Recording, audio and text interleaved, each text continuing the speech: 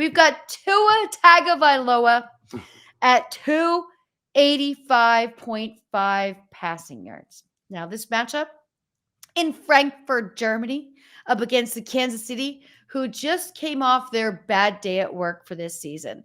In the last 3 games, Tua has put up 324 yards versus New England, 216 versus Philly, 262 versus Carolina. Who's going higher? Who's going lower? My pick was lower. I just see these games, this extra travel. It's totally out of their elements. It's a different field situation and playing a decent defense. Kansas City's defense has played better this season than I've seen them play in a couple of seasons. And I think we're looking at the 324 that Tua put up versus New England and forgetting about the 216 and the 262. So that made me go with the under on 285.5 passing yards.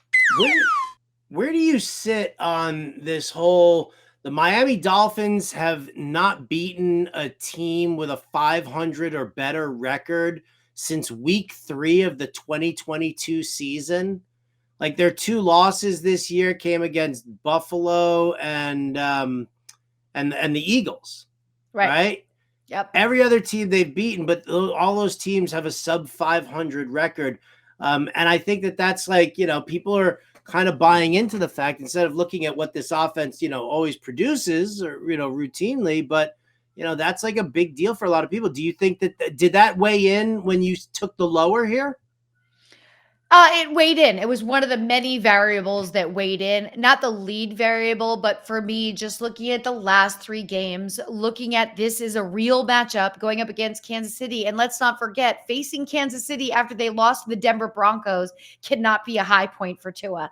I mean, imagine you lost to the Broncos. You know what I'm saying? Like, so I just think the momentum will be there. And also, I look at all of these international games as a little bit of unders for our high performers. Sure, there's some fluky situations, but they're normally not going over on the totals.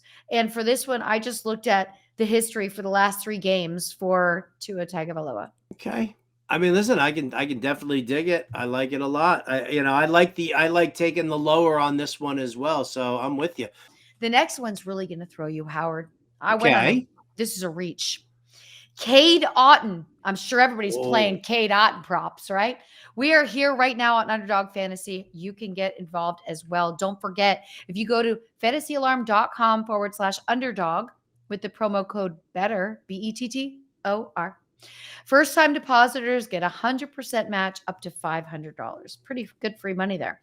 So, Cade Otton, 27.5 receiving yards. They're playing Houston. Okay. So far, he had 27 against Buffalo, 43 against Atlanta, and 15 against Detroit. Are you going higher and lower to the room of 27.5 receiving yards for one Tampa Bay? Cade Otton. Let me read you a little something here, Lisa Ann. How about this? The Texans rank 24th in DVOA against the tight end and are allowing just over 65 receiving yards per game. Otton doesn't see a world of targets, but in this matchup, the Bucs should try to expose some of those coverage shortcomings of the Texans. Houston's allowing the 9th most fantasy points per game to the position. So if Otton can get a few extra targets in this matchup, he'll be a solid bargain play. That's what I wrote for the DFS watch list. I say higher for Cade Otton. Mark Andrews up against Seattle. It's 54.5 receiving yards. His last 3 games, 40 against Arizona, 63 against Detroit, and 69 against Tennessee. Again, in the room, higher or lower for Mark Andrews, 54.5 receiving yards. What do you say, Howard? Well, here's the funny thing about good old Mark Andrews and the Seattle Seahawks. The Seahawks actually rank 21st in DVOA against the tight end, giving up an average of 53 receiving yards per game. They've been doing all right. He's going to have to contend with Jamal Adams, which is definitely a tall order, but I'm going to say higher anyway for Mark Andrews. I like that guy. I like this matchup. I feel like I'm going to win this one at Underdog Fantasy because you agreed with all of my choices and I really went out on a limb. Cade Otton, I bring up, you wrote about him. There are my picks right there with that really nice graphic that Brian puts together. I love all of this. Like, it's super cute. I send it to him like a minute. I get this graphic back. But You for know all what's of so you, funny is that I have that same outfit, right? I never wear it anymore, but I have that really? same outfit. Oh my. Yeah.